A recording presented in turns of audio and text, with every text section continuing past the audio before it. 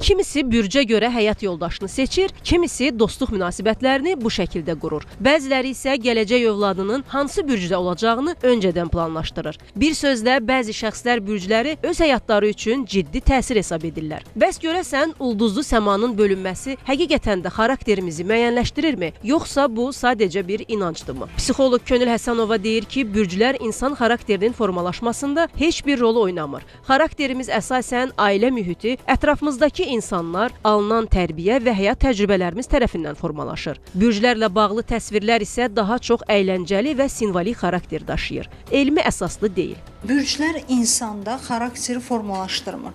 Əgər xarakteri formalaşdırırsa, günümüzün reallığı olaraq eyni bürcdən olan, eyni yüksələn, eyni ünsürdə olan, müxtəlif xarakterli, müxtəlif istəkli olan çoxlu sayda insan görürük.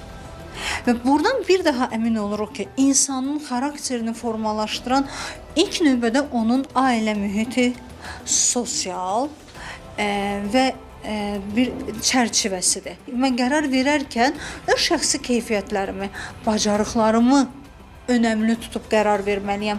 Mən hansı bürcdənəm?